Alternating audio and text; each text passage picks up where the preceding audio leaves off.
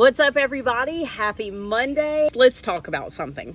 It is planting week at my house. And I filmed a whole video for you and was sitting here editing it to put out today.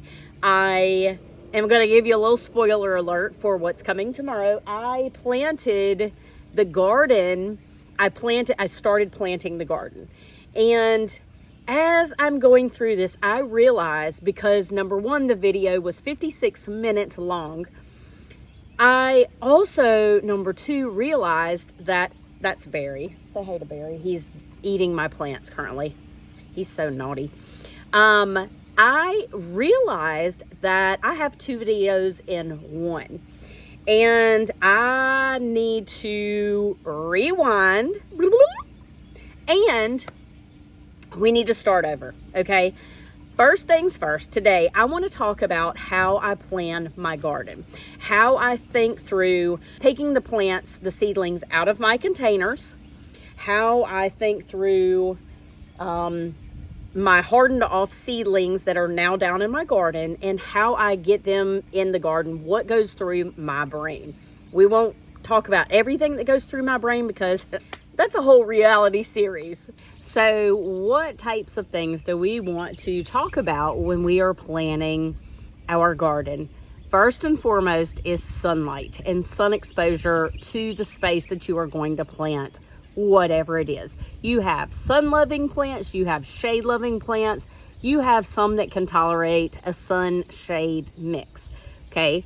So a lot of the vegetables that I plant are full sun. That is something like tomatoes, cucumbers, squash, zucchini, corn, just to name a few. So I need to know, and you need to know when you're planning your garden, what your sunlight is for your space. Not to be a broken record, not to repeat myself, but it is first and foremost the most important thing that I can stress to you that you need to know. So last week I decided I needed to know my exact sun levels. What am I working with? Because let me show you. In the last 6 months, this tree, this is a beautiful willow oak that is right off of my deck, has gotten so much bigger. And as you can see, it is 10:15 in the morning, and my garden that used to be full sun all the time is now showing part sun. So as I told you, full sun, there are plants that love full sun, and a lot of those vegetables need to be in the full sun. Tomatoes especially, corn especially. What I decided to do last week is to come out. I set an alarm on my phone, and I set it for every hour, and I want to say I started either at 10:30 or 11:30, and I timed every hour, and I took a video of what my garden looked like at the time. And so I want to show you that now, and I want to highly recommend that you do this as well. Video it, set your timer on your phone, because trust me, you do get busy. Now it is 10 a.m. and as you can see, there is dappled light over in this section. Over near the greenhouse is more full shade. Obviously on the other side stays full shade, and the back two beds are full sun. It's 11:30, so now we have sun in the back two beds on the right side, a little bit more shade on the left side. You can see the outline of the tree. It's 12:30, an hour later, and as you can see, we have shade covering this section and a little bit where the jugs are. The back two are back open, and then this whole side is now in the full sun. It is right at 2 o'clock, and the entire garden is now full sun, well, with the exception of this little corner here. Here we are at 2:30, and the entire garden is, for the most part, in the sun. All right, here we are at 4:30, and as you can see, the entire garden is still in the sun. And here is our final time. It is 5:30, a little bit after 5:30, and now this one corner is the only thing that's in the sun. Something I also want to add when you are doing this, make sure that you have a gorgeous Carolina blue sky, go Heels, and that you are able to devote the time needed to go through a full day. Next up, let's talk about making sure that our soil is as it should be. So I know a lot of people say they don't till and they do the no-till method. Some people choose to use topsoil and amendments and all the things. I do till my garden. I don't add amendments to my soil. I have just worked at it, and so it can be done. You do what works best for you, okay? But this was a weedy mess. We pulled all the weeds and got it prepared. So I just turned over the soil and made sure that it about a foot deep, it's nice and workable so that the roots can go down and we can have great success. So that's really how I prepare my soil. Next, what I do is I make sure that my seedlings are hardened off. So I go through a whole process of putting them outside, getting them acclimated to the outdoors. As far as my winter sowing containers, I open them up and then I leave them open and let them get used to the direct sunlight. I do close them at night the first night, and then after that I leave them open. Honestly, I don't even know that you have to do that. So my seedlings have been hardened off. My containers have been open for about, I don't know, a week, maybe 5 days. My seedlings have been hardened off for about 10 days. So I've gone through the whole process. As you can see, we moved them down here and they are ready to go. So the next thing that I do in planning my garden, I have a diagram of my garden where I drew it out. And as you'll see in the video tomorrow, I sat out and started to plan. And I just thought, you know what? I do my best work in my garden where I don't plan everything. I just find my creativity is able to soar when I can be a little more creative. If you're not like that, that's okay. You can put a pen to paper, a pencil to paper, sketch out your garden, sketch out your bed, sketch out whatever it is you are trying to do, and you can plan. I understand some of us are planners, some of us are not. And that's okay. There's no right or wrong answer there. You do what works best for you and your personality, okay? We're all gonna be free to be ourselves. Next, I come out and so yesterday, I didn't film this. This is kind of a behind the scenes scoop. And what I did is I kind of walked around with my knowledge of how the sunlight is. I thought through how I wanted to lay out my garden. So let me explain how my garden is going to work this year so that you can kind of see how my brain starts to process laying out my plants, planting them, and having a very successful season. Okay, so I decide on a theme every single year. This year, last year, and this year, I am doing a cottage garden. That means it's more whimsical, it's free-flowing, no real straight lines. Some cottage gardens can be planned. I'm not saying that's, you know, in having a cottage garden, it has to be unplanned. For me, it has to be unplanned. I could not say, okay, this goes here, this goes here. However, what I do is I do go back and I draw on my diagram of my garden what I put where. So yesterday, the plants that I did plant, I'm not going to tell you what those are.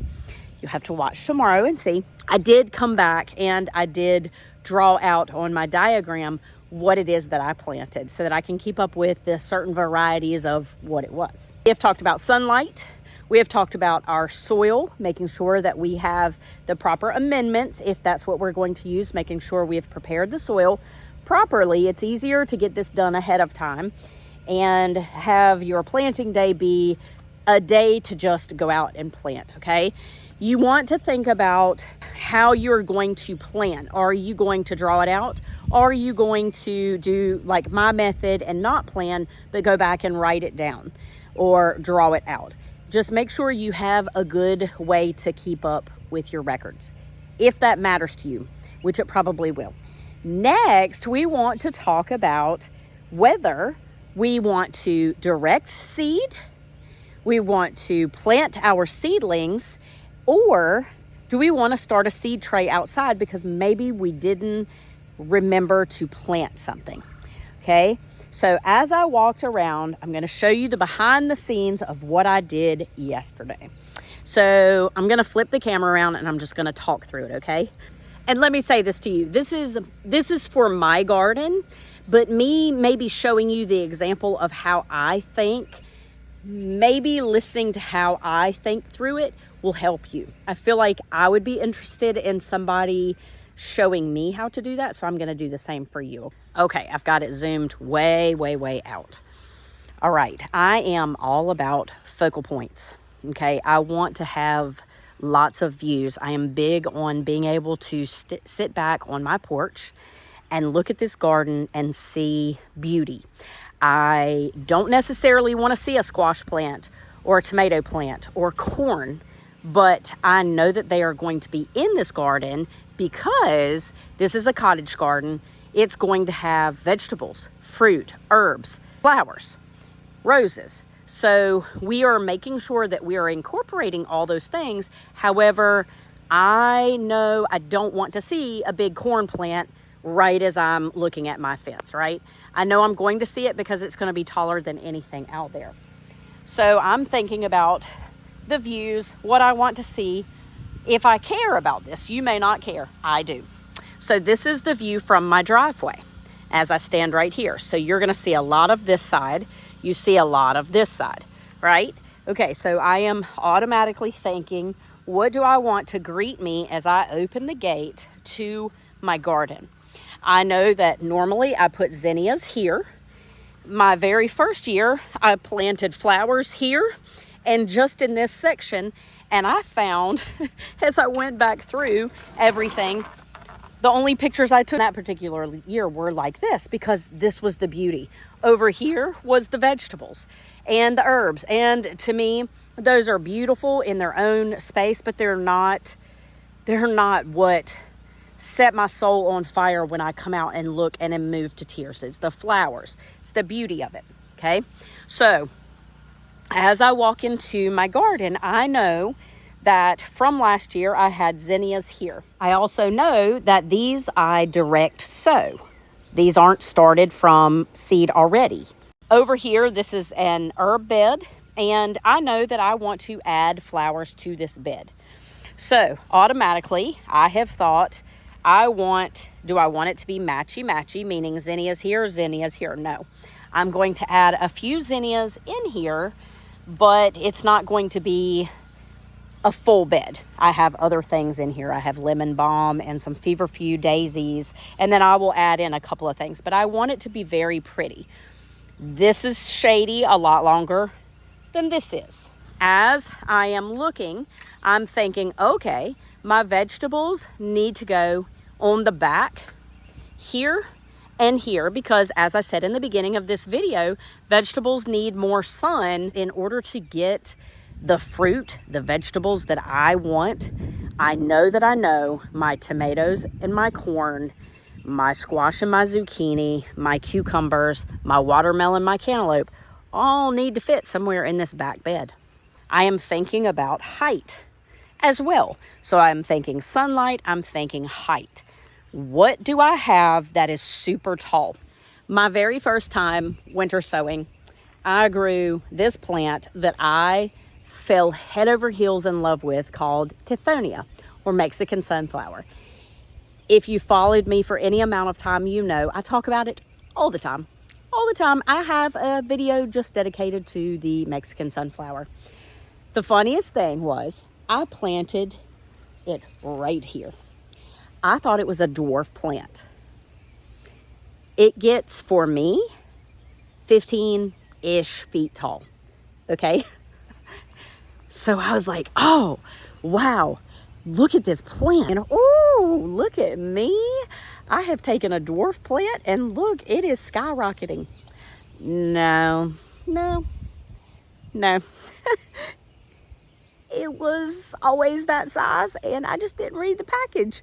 So, note to you guys too, read the back of the package, read the seed pack, do research on your plants that you're planting to make sure you know how tall they're going to get, because the last thing you want to do is put a very tall plant in the front and right here, unless you are trying to create privacy and you're doing it on purpose. If you want to be able to see beyond it, don't do like I did, okay?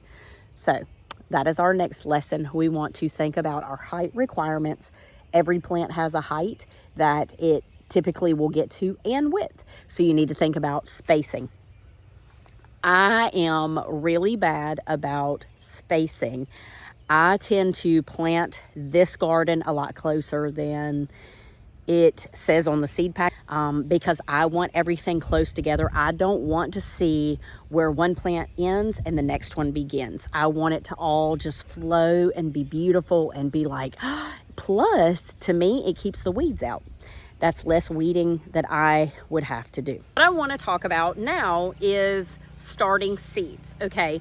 So I have used many different methods in planting my garden. I have the winter sowing method, love it. I started seeds indoors using seed trays and grow lights, love it. I have hardened both of those off and can use any of those. I am going to also use a method you'll see in a video tomorrow, direct sowing. But what I want to talk about is your seed options. Just because you have started planting, just because the weather is warm, you are past your last frost date, does not mean in any way, shape, or form you can't still start seeds. What you can do is take one of these that is not full of plants and not dripping with water. This is a cell tray that I use to start seeds on the inside. What you can do, even though it's beautiful outside, the weather is warm, it's even better actually, you can start seeds in cell trays outside. Okay, you may be saying, well, why would I do that? Why wouldn't I just plant them in the ground? Well, because birds are a real issue. It's like they have radars when you plant a seed in the ground, and they're like, oh, there it is. Thank you for planting the buffet of whatever. My sunflowers last year, I planted 200 sunflower seeds. I got 2 sunflowers, 2. I did cover them with this humidity dome once they germinated, which I think really took like 2 days. Took that off. It's like I had grown them in the ground, but in a protected area where the birds couldn't come up and peck them. I mean, I guess technically they could, but once they have sprouted, they're not interested in them anymore. Okay, so it literally took me maybe 2 weeks to get my seedlings big enough, my sunflowers from seed to seedling, to plant it out in maybe 2 weeks. So that is another option in starting seeds. So what I would typically do in an ideal world, I would categorize my plants by height and by the sun requirements. Only thing that I don't have is the height requirements. So I'm going to have to spend a little bit of time really thinking through, especially when I get to my flowers, and especially the ones that I have just planted for the first time this year. The last thing I want to touch on is I have gotten a lot of questions from you guys asking about, when do you plant your plants out if they look like this, or they look like this, or this? And you know, that is honestly, or like this. Okay, typically I would not plant this out. I am going to allow it to get a little bit bigger and maybe plant it out later. What we may do is an experiment just to see. This is Black-Eyed Susan, Goldilocks, and so we may take these out. Actually, that's what we're going to do. We're going to try an experiment. These I would not plant. I'm going to let them get bigger. So I may take the ones that look like this, or this, or this, and give them a chance to get a little bit bigger. So hopefully this video was not too scattered and I was able to rewind and take it back and explain a little bit more about the things that I talk about in my video that you're going to see tomorrow. It's so important for me that you guys understand and that you are equipped with the opportunity to have planning and planting and to know what to do. You've taken so much time and I'm so proud of you for taking the step. I know some of you are brand new gardeners and I know how scary it is to start something new and not have all the details. And I'm proud of you. I'm proud of you for trying. Let's just keep going. Keep watching the videos, ask the questions, and I will do my best to help you. I'm going to do a live where I think it would be fun. I've never done one before, but I was thinking I was going to do a live YouTube video. I don't know what happens there. It may be 2 minutes. It may be 6 hours. Who knows? But I was thinking about having my daughter here with me to kind of help me through navigating it and see if we could maybe answer some of your questions live. Or not her. You don't want her to answer any questions that you have unless it's about medical stuff. She is a pediatric nurse. She was a life flight nurse. She is pretty impressive. But we have so much fun together, so she has no clue about plants. That could be very fun, actually. So I think we may do that this week or next week, whenever she's off. So anyway, I want to thank you so much for watching this video, and please ask me questions. You're going to see this the day I'm filming it. So today is Monday. You're going to see this on Monday. Well, for those of you that see it when it comes out, you may catch it some other time. But anyway, feel free to ask me any questions and let me know if there's any videos that you need that will help you to be successful. And I look forward to seeing you in another video soon. All right, go out, get your hands dirty, and have the best day ever. Take care.